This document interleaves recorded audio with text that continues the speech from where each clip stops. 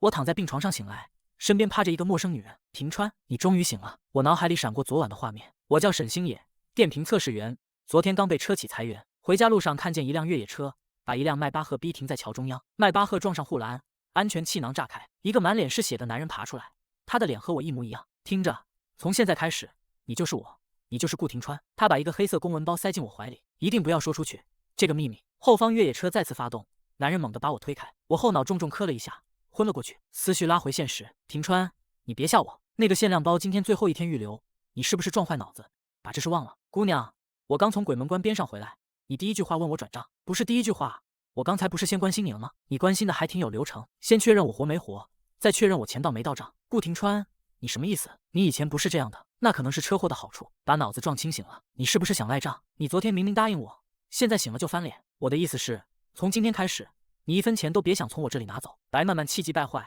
病房門被人推開，一個貴婦人站在門口，氣場強的連醫生都讓開了路。白曼曼，誰讓你來的？阿姨，我只是擔心廷川，我守了他一晚上，真的快急瘋了。擔心他，還是擔心他醒晚了，今天不給你轉錢？阿姨，他挺擔心我的，擔心我轉賬功能有沒有受損。病房裡安靜了1秒，白曼曼的臉白了。廷川，你終於想明白了。我不是，我想解釋我叫沈星野，可我貴婦人直接打斷我。醫生，既然人醒了，就辦出院，回家養着。至於你，以後離我兒子遠一點。門口2個保鏢把白曼曼請了出去。顧廷川，你今天敢這麼對我，明天我就讓所有人都知道你到底是個什麼東西。我沒有接話。半小時後，我被帶出了醫院。她叫蘇玉蘭，是顧廷川的母親。車是加長豪車。我低頭看了一眼病號服。我不是沒想過繼續解釋，可手機在車禍裡碎了，身份證也不見了，我沒有父母，沒有親人，撞我的那輛車還沒找到，那個和我長得一樣的男人也消失了。警察把公文包裡的證件當成了我的。離開顧家，我可能連明天都活不到，所以我做了一個很現實的決定，先活下去，查清楚這場車禍，以後不准再為了那個女人胡鬧。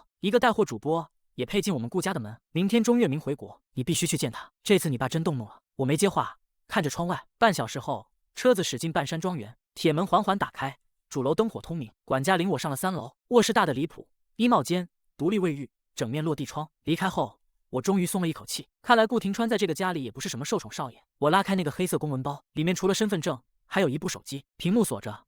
我用生日試了試，開了。微信置頂只有白曼曼，最後一條消息是10分鐘前發的。我看着這條消息，冷笑了一聲。之後的2個小時，我翻遍了手機。楚田、表妹、鍾月明、未婚妻、白曼曼已拉黑。從今晚開始，我就是顧廷川，顧氏醫療集團的繼承人。而他留下的，恐怕不只是這個身份，還有一堆致命的爛賬。第二天一早，門外傳來敲門聲。少爺，早餐準備好了，太太請您下去用餐。我翻身起來，昨晚睡得並不踏實，我夢見那個雨夜，夢見那個男人，可醒來以後，我還是得繼續演。洗漱完，我找了一套運動服套上，下樓。餐桌上已擺好早餐，蘇玉蘭坐在主位上喝黑咖啡。傭人端上來一份早餐，全麥麵包、水煮雞胸肉、蔬菜沙拉。吳叔，有熱燙麵嗎？加辣，最好再握2個煎蛋。吳叔愣住了。廷川，你以前從來不吃這些重油重鹽的東西，以前差點把自己憋死，死過一次，以後不憋了。蘇玉蘭聽到死字，目光顫了一下，她沉默幾秒，擺了擺手，去廚房吩咐。我剛吃上面條，客廳外傳來吵鬧聲。顧廷川，你出來，你別躲着我。蘇玉蘭臉色一變，太太，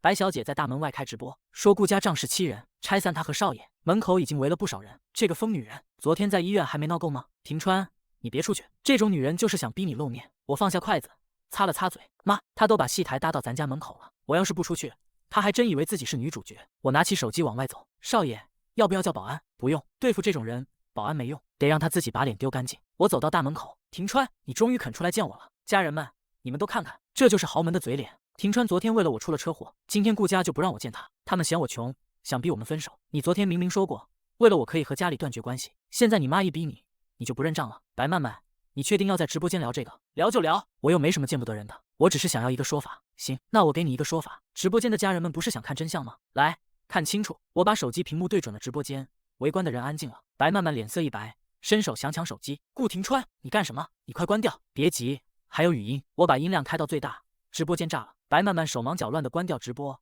臉色一陣青一陣白。白曼曼，你管這個叫真愛？顧廷川，你瘋了嗎？你怎麼能這麼對我？我以前怎麼對你，那是以前眼下，現在車禍撞了一下，眼睛好了，你在我身上撈得夠多了，見好就收，再糾纏下去，準備收顧氏法務部的律師函。周圍有人沒忍住笑出了聲。白曼曼氣得渾身發抖。你不是顧廷川？顧廷川以前對我百依百順，他連一句重話都捨不得跟我說，那我還得謝謝這場車禍，不然顧家遲早被你搬空。白曼曼被對得說不出話，她忽然撲通一聲跪在門口。廷川，我錯了，我只是太沒有安全感。你別不要我，你這業務能力還挺全，能哭，能鬧，能跪，還能按項目收費。白曼曼臉色徹底扭曲。一輛黑色邁巴赫緩緩停在門口，一個身材高大、面容冷峻的男人走了下來。周圍所有保安同時低頭。老爺，他就是顧正海，顧氏醫療真正的掌舵人。他先看了一眼跪在門口的白曼曼，又看了一眼大屏上的聊天記錄，最後目光落在我身上。顧廷川，爸，跟我來書房。吳叔，把门口清乾淨。白小姐，請吧。顧廷川，你會後悔的。我沒搭理他，轉身跟着顧正海往主樓走。剛進門，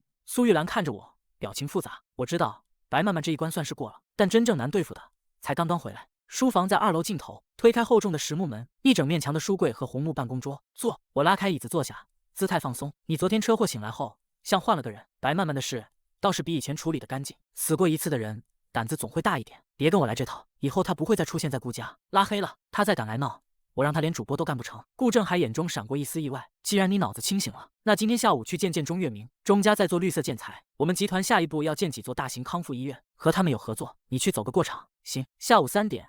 司機把我送到會展中心。今天這裡有一場國際綠色建材展，鍾月明沒有約在咖啡廳，而是約在了工作現場。我走進3號展館，遠遠就看到一個女人在指揮工人調整展台。她長得很利落，沒有一點富家千金的嬌氣。鍾小姐，她回過頭，上下打量了我一眼。顧少爺，不好意思，我這邊還在布展，你隨便看看，等我10分鐘。你忙。我繞着她負責的展台轉了一圈，展台設計得很漂亮，主打環保和科技感。但我以前在車企做電池測試，對結構隱患有着本能的敏感。10分鐘後，鍾月明走過來，抱歉久等了，蘇阿姨讓我們見一面。面見完了，顧少爺可以回去交差了。鍾小姐的設計很漂亮，但是有幾個致命的安全死角。鍾月明的腳步停住了。顧少爺懂建築設計，我不懂設計，但我懂受力。你左邊那面牆用的是新型環保輕質材料，但上面掛了3塊重型 LED 屏幕，承重比超過了安全閾值。今天展館人少沒事，明天開展，一旦有震動，那面牆隨時會塌。鍾月明的臉色變了，他立刻招手叫來工程師低聲核對。工程師的臉色也白了，連連點頭。還有那裡，你們的備用電源箱和消防通道離得太近，展館裡這種臨時拉的電線，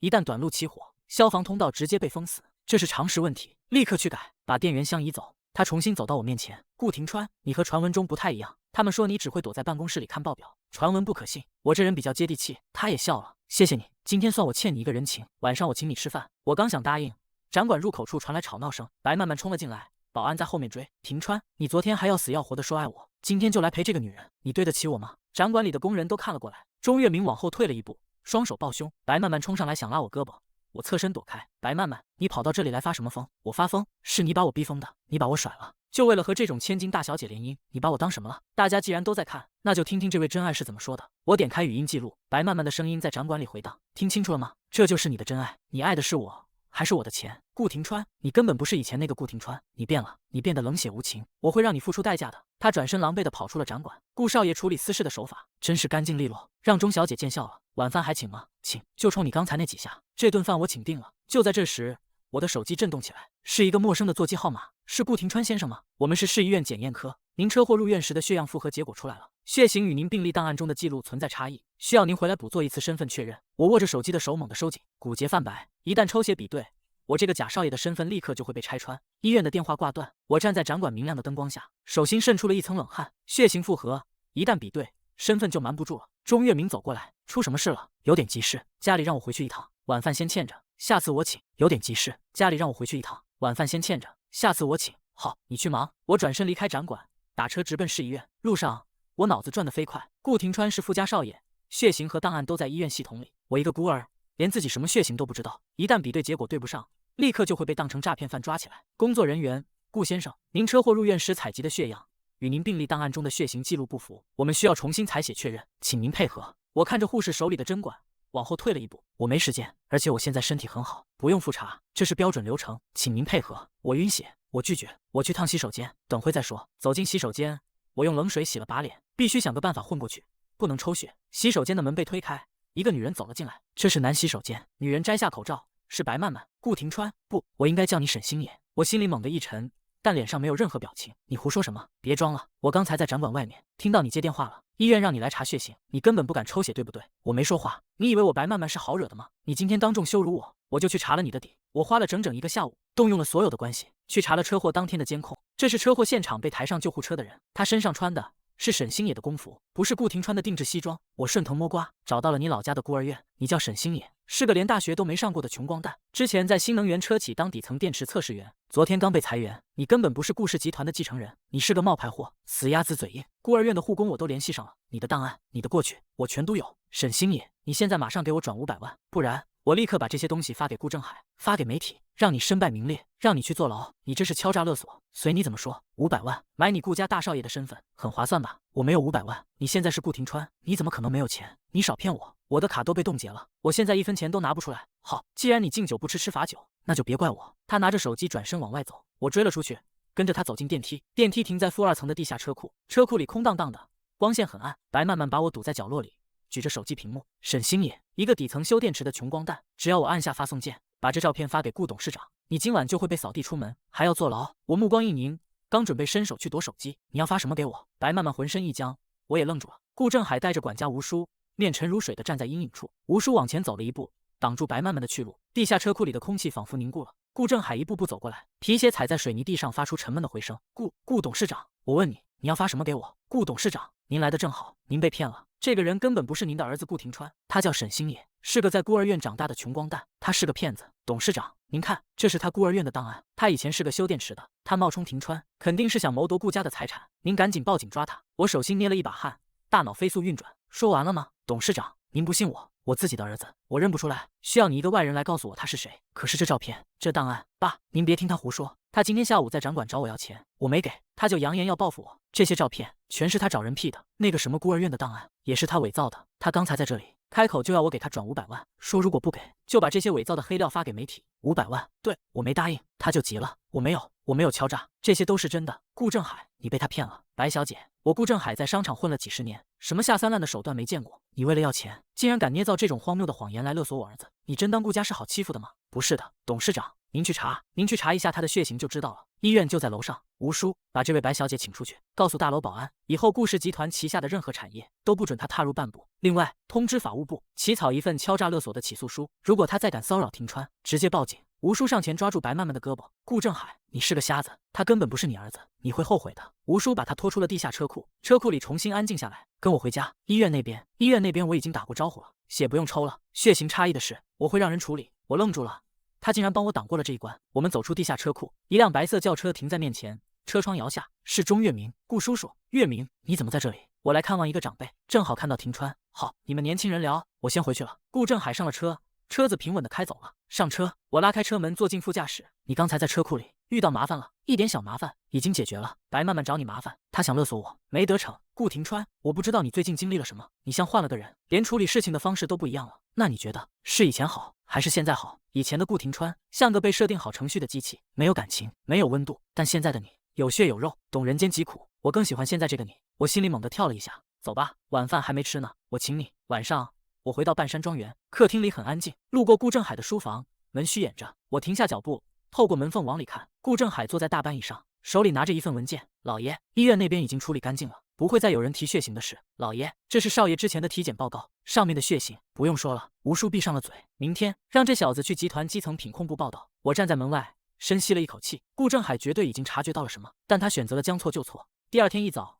我換好衣服下樓吃早飯。今天去集團報道，去品控部。好，廷川是繼承人，你怎麼讓他去基層的品控部？那都是幹苦力的活，不了解基層，怎麼管好集團？就這麼定了。上午9點，我準時出現在品控部。品控部在集團大樓負1層，到處是檢測儀器和貨物。品控部主管王副總挺着肚子，滿臉堆笑迎上來。顧少爺，您怎麼親自到這小廟來了？董事長怎麼捨得讓您受苦？王副總，我是來上班的，給我安排工作，哪能讓您真幹活？您在辦公室喝茶看報表就行。最近有什麼大項目需要質檢？最近有一批平價電動輪椅，是慈善項目，準備發往偏遠山區衛生所，已經走完流程，下午裝車發貨。電池用的是什麼型號？普通鉛酸電池，成本控制得很好。我走到一輛輪椅前，蹲下身，散熱孔太小了，拿套工具來。顧少爺您幹什麼？這批貨馬上要發了。拿工具。質檢員趕緊遞來螺絲刀，我熟練拆開電池艙外殼，掏出電池組，只看了一眼，臉色就沉下來。外包裝極其簡陋，沒有基本的阻燃層，線路排布混亂，絕緣膠布貼得歪歪扭扭。我把電池組砸在王副總腳下，砰的一聲巨響，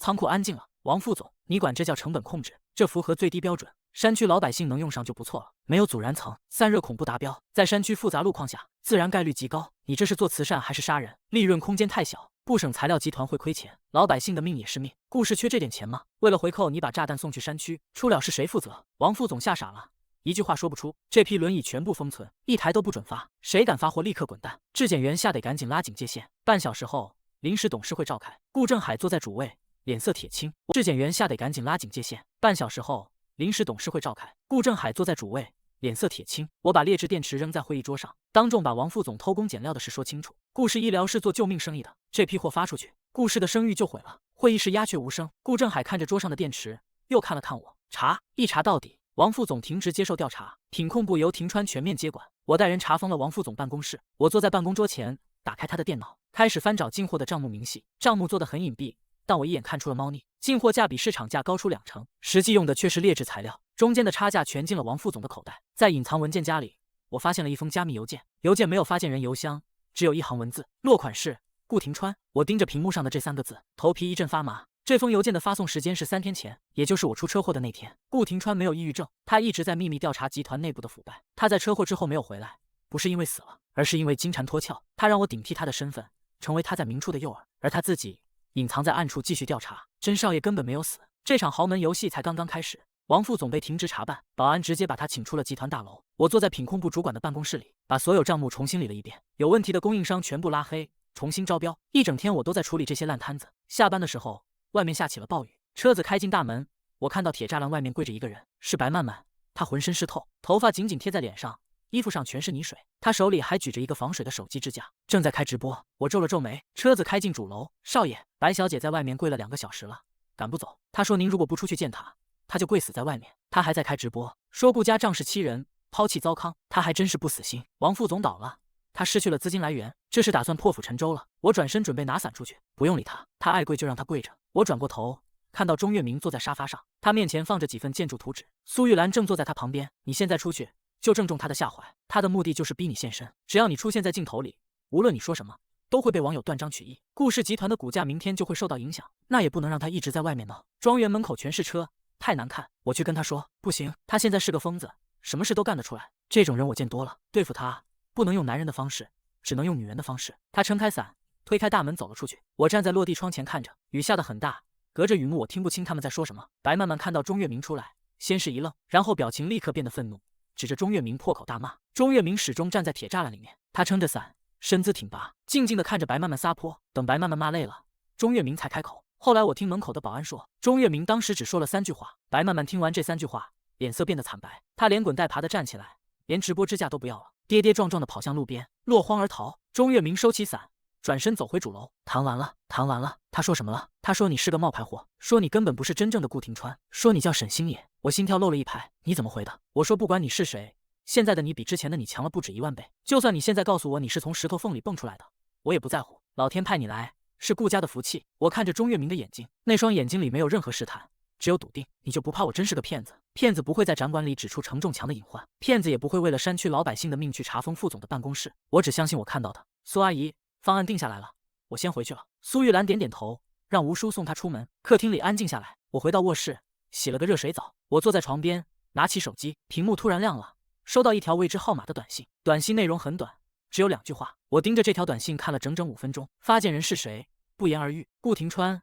他果然在關注着集團的一舉一動。我握緊手機，走到落地窗前，看着外面漆黑的雨夜。明天我必須去一趟西南山區，去見見這個把身份扔給我的男人。第2天一早，我在餐桌上提出申請。爸，品控部查出輪椅電池有問題，我不放心其他發往貧困地區的醫療物資，我想親自去一趟西南山區，實地考察一下那邊的鄉村醫療援助項目，看看他們到底缺什麼，物資有沒有落實到位。顧正海端着咖啡杯的手停了一下，他抬頭看着我，目光裡閃過一絲讚賞。去吧，帶上幾個人，注意安全，那邊路不好走，我一個人去就行，帶的人多了反而看不到真實情況，底下的衛生所會提前做準備。好，讓吳叔給你安排行程。下午我坐上了飛往西南省份的航班，落地後轉乘長途大巴，顛簸了6個小時，又包了一輛農用3輪車，才終於在傍晚時分到達了青石村。村子四周全是連綿的大山，房屋大多是破舊的磚瓦房，道路泥濘不堪。村長帶着幾個村民在村口接我。顧總，您能親自來，真是我們村的福氣。我們這地方偏，平時看個病太難了。我跟着村長往村裡走，路過村委會院子，看到幾個村民圍着一台白色機器。那是什麼？那是集團上個月捐贈的一台血液檢測儀，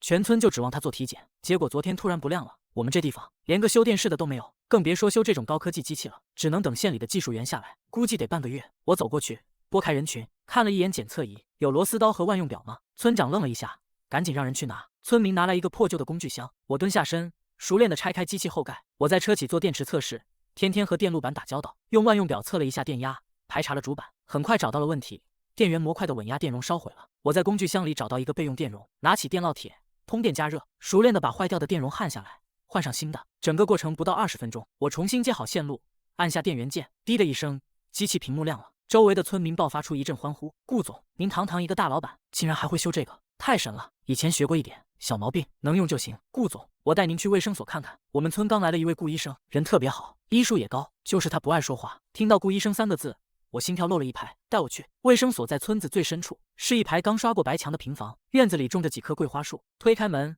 裡面是一間簡陋的診室，幾個村民坐在那裡排隊。一個穿着樸素白大褂的男人背对着門，正在給一個小孩量體溫，有點低燒，回去多喝水。這包退燒藥拿好，按說明吃。小孩的母親連聲道謝，拉着孩子出去了。男人轉過身，準備整理桌上的聽診器。他轉過身的那一瞬，我徹底愣住了。站在我對面的是一張和我一模一樣的臉，一樣的眉眼，一樣的輪廓，連下巴那道極淡的疤痕都分毫不差。他沒有穿高定西裝，沒有戴名表，白大褂的袖口有些磨損，頭髮剪得很短。他整個人看起來比我想象中要輕鬆太多了，沒有那種瀕臨崩潰的壓抑感，只有一種平靜和從容。他看到我，也停下了手裡的動作。診室裡安靜的只能聽到窗外的風聲。過了很久，顧廷川放下听診器，他看着我，嘴角微微揚起。你來了，你比我想象的還要快。你發短信叫我來，我怎麼能不來？顧廷川走到飲水機旁，接了2杯溫水，遞給我1杯。坐。我坐下來，看着他。你在這兒當鄉村醫生？是。這裡沒人認識我，沒人逼我看報表，沒人逼我參加那些虛偽的酒局。我每天只做一件事，看病救人。我看了新聞，你查封了王副總的辦公室，扣下了那批劣質輪椅。你幹得漂亮，你比我更適合當顧家的兒子，你比我更適合坐那個位置。診室裡只有我們2個人，你既然沒死，為什麼要搞出車禍後消失這一出？你知不知道，如果不是顧正海把血型的事壓下去，我早就進看守所了。对不起，那晚我確實是走投無路了，我根本沒有抑鬱症，那些診斷書是王副總找人偽造的。半年前，我發現集團內部的資金流向不對，王副總勾結了一家海外資本，企圖做空顧氏醫療的一條核心平價生產線。他們想把顧氏的專利技術賤賣給外資，然後從中拿巨額回扣。我暗中收集證據，準備在董事會上揭發他，但我低估了他們的手段。他們買通了我的私人醫生，給我開具了重度焦慮和抑鬱的證明。他們向我爸媽暗示我精神出了問題，產生被害妄想。我爸是個極其強勢的人，他只看重結果和報表。他覺得我是因為承受不了接班的壓力，才故意找借口逃避。他不但不信我，反而收回了我手裡的部分權限，把我軟禁在莊園裡，讓我安心養病。我媽更是對我寸步不離，每天逼我吃那些鎮定類的藥物。我把藥偷偷吐掉。我知道，如果在那個家裡繼續待下去，我遲早會被逼瘋，顧氏集團也會落入那些蛀蟲的手裡。出事那天，我好不容易甩開保鏢，帶着裝滿核心證據的公文包跑出來，王副總的人在後面追我。我跑到了出租屋附近的那條路上。我原本打算把公文包藏起来，再想辦法，結果你被撞了。我當時躲在路邊的施工圍擋後面，看到你被抬上救護車，看到你的臉，我以為自己在照鏡子。那一瞬間，我腦子裡閃過一個瘋狂的念頭：既然他們覺得我瘋了，那我就徹底消失。只有我消失了，王副总才会放鬆警惕，我才能在暗處把他們的底細查個底朝天。所以我沒有現身，我趁亂把公文包塞進了救護車，然後連夜坐黑車來了這裡。你就這麼相信我？你不怕我拿着你的身份把顧家敗光？我查過你，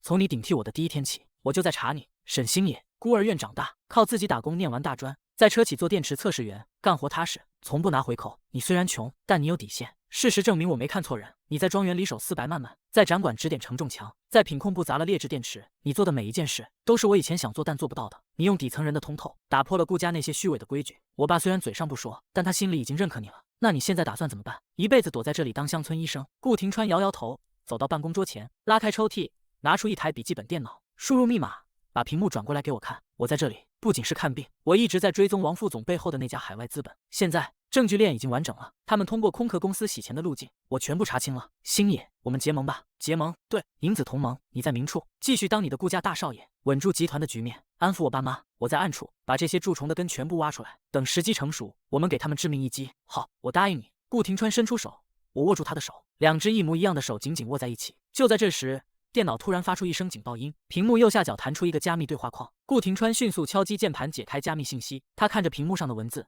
臉色變了。怎麼了？我安排在集團內部的線人發來情報，王副總雖然被停職了，但他狗急跳牆，他聯合了白漫漫，他們花重金買通了晚宴後台的導播，準備在明晚顧氏集團的年度慈善晚宴上當着全城媒體和所有股東的面，把你的孤兒院檔案和車禍監控視頻放出來，他們要當眾揭穿你的身份，讓你身敗名裂。我心裡猛地一沉。慈善晚宴，明晚，星野，明晚的晚宴，我爸媽都会在场，鐘月明也會去，所有的鏡頭都會對準你，這是一場死局。我站起身，走到窗前，看着外面連綿的大山，我沒有慌亂。既然他們想玩一票大的，那我們就陪他們玩到底。明晚的晚宴，我會準時出席。我連夜從西南山區趕回市裡，到達半山莊園時已是第二天清晨。我洗了澡，換上乾淨的衣服，下樓回來了。山區那邊情況怎麼樣？設備老化，缺少技術維護人員。我已經安排了後續的維修計劃。很好，今晚是集團的年度慈善晚宴，很多醫療界的同行和媒體都會來。你作為品控部的主管，也是顧氏的繼承人，今晚由你上台致辭，宣布我們明年的平價醫療援助計劃。好，我準備一下。下午3點，我提前到達晚宴酒店，會場在頂層宴會大廳，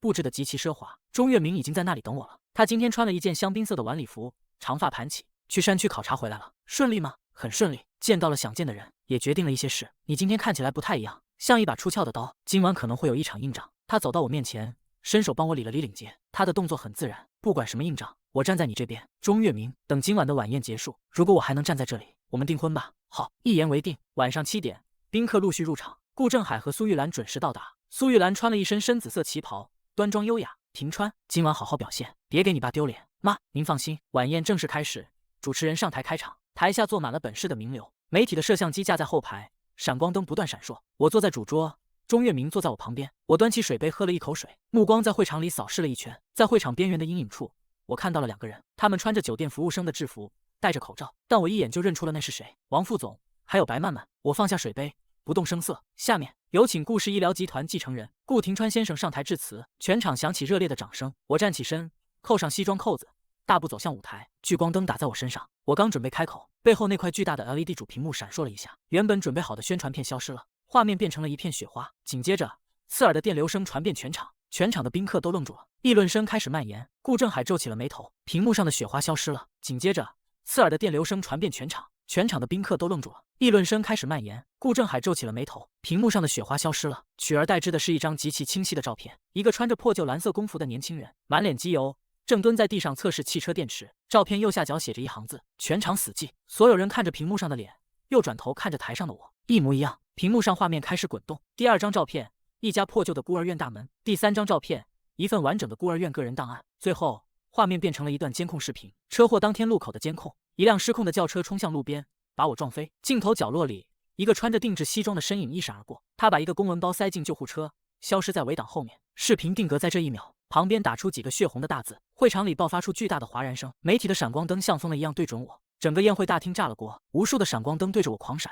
記者們拿着話筒往前擠，保安拼命阻攔，台下的股東們交頭接耳，臉色一個比一個難看。正海，這到底是怎麼回事？顧正海坐在椅子上，死死抓着扶手，他死死盯着大屏幕，一言不發。鐘月明站了起來，想往台上走，被保安攔住。大家看清楚了，他根本不是顧庭川，他叫沈星野，他是個在孤兒院長大的窮光蛋，是個修電池的底層垃圾。他害死了真正的顧少爺，他搶走了顧少爺的身份證，他冒充顧氏集團的繼承人，混進顧家，他是個徹頭徹尾的詐騙犯。全場譁然，王副總也扯下口罩，走到股東那一桌。各位董事，你們都看到了，顧董事長被這個騙子蒙蔽了，他不僅冒充少爺，還利用少爺的身份，在公司裡排除異己，把我這個老員工停職查辦。他企圖謀奪顧氏集團的千億資產，我們絕不能讓這種詐騙犯得逞，必須當場罷免他在集團的一切職務，馬上報警，把他抓起來。他企圖謀奪顧氏集團的千億資產，我們絕不能讓這種詐騙犯得逞，必須當場罷免他在集團的一切職務，馬上報警，把他抓起來。報警，馬上報警！顧氏的聲譽不能毀在一個騙子手裡。蘇玉蘭兩眼一黑，直接癱倒在椅子上。顧正海依然坐在那裡，臉色鐵青，他看着我，目光複雜到了極點。沈星野，你今天下午不是還很囂張嗎？你不是說我敲詐勒索嗎？現在全城的人都知道你是個假貨，我看你還怎麼裝下去？你準備把牢底坐穿吧？請問您真的是冒牌貨嗎？真正的顧少爺是不是被您謀害了？顧氏集團对此事是否知情？我站在台上，聚光燈刺得我睜不開眼。我看着台下的混亂，看着癱倒的蘇玉蘭，看着沉默的顧正海，看着被攔住的鐘月明。我知道，只要我開口辯解，只要我說出顧庭川沒死，說出他在西南山區，我就可以洗脫殺人的嫌疑。但如果我說了，顧庭川的平靜生活就毀了，王副總背後的海外資本就會立刻轉移資金，所有的證據就會全部作廢。我答應過他，這是我們的同盟。我深吸了一口氣，拿起麥克風，全場安靜下來。沒錯，大屏幕上的照片是真的，我叫沈星野，我不是顧庭川。蘇玉蘭發出一聲絕望的哭喊，聽到了嗎？他自己承認了。報警，快報警！我已經報警了，警察馬上就到，你跑不掉了。我放下麥克風，雙手垂在身側，準備獨自扛下所有的罪名。就在這時，宴會大廳那扇厚重的雙開木門，砰的一聲，被人從外面用力推開。巨大的聲響壓過了所有的喧鬧，全場的人都回過頭看向門口，一個穿着乾淨白色大褂、身姿挺拔的男人站在門口，他身後跟着4名全副武裝的金針警察。男人大步走進會場，誰說我死了？整個宴會大廳陷入死一般的寂靜，所有人都瞪大了眼睛看着門口的男人，然後又轉頭看了看台上的我，兩張一模一樣的臉，一樣的眉眼，一樣的輪廓。顧廷川帶着金針警察一步步走向會場中央，人群自動為他讓開一條路。廷川，真的是你？媽，我沒事。王副總手裡的手機直接掉在了地上，他雙腿發軟，連連後退。你怎麼可能還活着？王副总，讓你失望了，我不僅活着，我還把你這半年來幹的髒事查得一清二楚。李隊長，這裡面是顧氏集團品控部主管王建國勾結海外資本，企圖做空集團平價生產線，並貪污公款3200萬的確鑿證據，所有的海外賬戶流水和洗錢路徑都在裡面。帶隊警察接過 U 盤，一揮手，2名警察立刻上前控制住了王副總。王副總徹底癱軟在地，面色凝重。白曼曼站在旁邊，嚇得渾身發抖，她想趁亂溜走。還有這位白曼曼小姐，她不僅協助王建國偽造我的抑鬱症病歷，還參與了轉移贓款的活動。另外，她涉嫌對我弟弟沈星野進行敲詐勒索，金額高達500萬。警察立刻上前攔住了白曼曼。我沒有，我什麼都不知道，都是王副總讓我幹的。廷川，你放過我吧。顧廷川看都沒看他一眼。王建國、白曼曼，你們涉嫌職務侵占、商業詐騙和敲詐勒索，現在依法對你們進行拘留、帶走。警察押着王副總和白曼曼快步走出了會場。會場裡依然安靜的可怕。我站在台上，看着顧廷川，我笑了。顧正海站了起來，直接走到舞台前，他順着台階走上來，走到我身邊。各位，今天讓大家受驚了。他一把攔住我的肩膀，用力拍了拍。我顧正海在商場混了幾十年，你們真以為我會連自己的親生兒子都認不出來嗎？全場倒吸了一口冷气。我早就查過星野的底，我知道他不是廷川，但我默许了這一切，因為他用他的良知和底線保住了顧氏集團的声譽，保住了山區老百姓的救命輪椅。廷川在暗，星野在明，他們兄弟倆聯手替我清除了顧氏的毒瘤。台下爆發出雷鳴般的掌聲，媒體的閃光燈再次亮起。正海，這到底是怎麼回事？為什麼他們長得一模一樣？你剛才叫他什麼？弟弟。顧正海放下麥克風，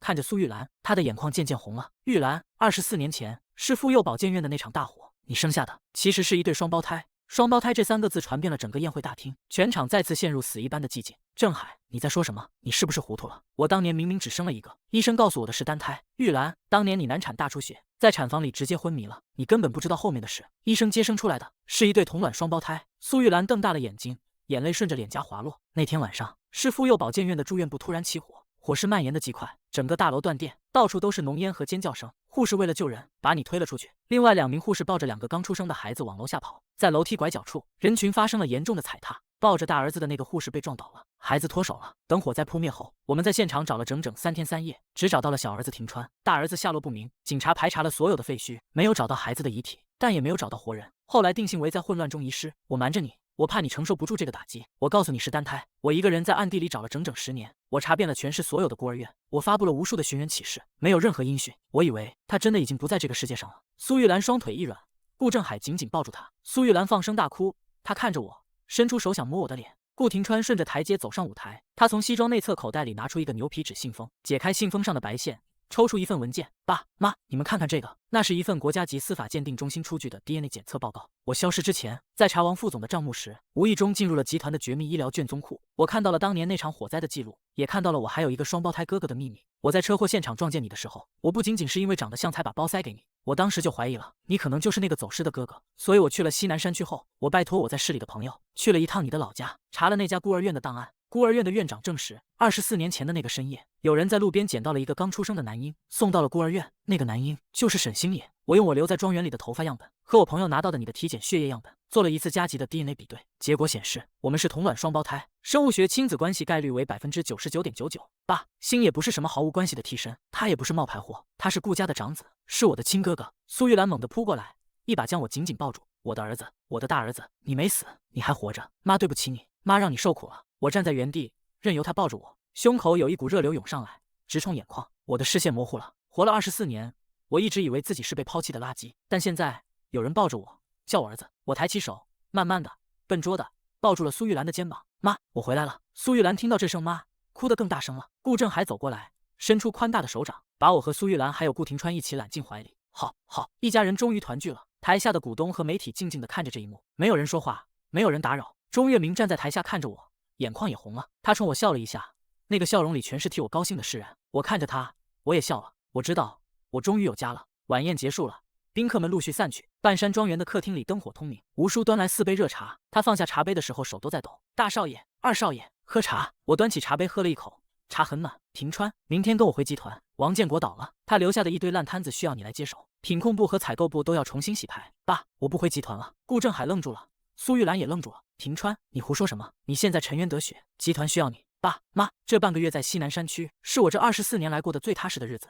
那裡沒有爾虞我詐，沒有利益傾軋，只有生老病死。我給村裡的老人看病，給發燒的孩子開藥，他們看着我的眼神，那種純粹的感激，是我在集團的報表裡永遠找不到的。集團有大哥在，他比我懂底層，他比我懂人心，他能看穿承重牆的隱患，他趕砸了劣質電池，他比我更適合執掌故事。集團有大哥在，他比我懂底層，他比我懂人心，他能看穿承重牆的隱患，他趕砸了劣質電池，他比我更適合執掌故事。爸，故事醫療的初衷是治病救人，大哥在山海裡守護這個招牌，我在基層去踐行這個初衷，我們兄弟倆殊途同歸，這不是很好嗎？顧正海沉默了很久，他看着顧廷川，又看了看我，他嘆了一口气，臉上的線條柔和下來。好，既然你決定了，爸支持你。顧氏集團會在西南山區建立長期的援助基地，你去做基地的負責人，資金和設備，集團全力保障。謝謝爸。第二天，我去了一趟鍾月明的公司，他正在辦公室裡看圖紙。顧大總裁，今天不用去集團整頓職場嗎？我走到他辦公桌前，整頓職場不急於一時，我有更重要的事。我從口袋裡拿出一個小盒子放在圖紙上，他愣了一下，沒有馬上打開，打開看看。他伸出手打開盒子，裡面是一枚很簡單的素圈戒指，沒有誇張的鑽石，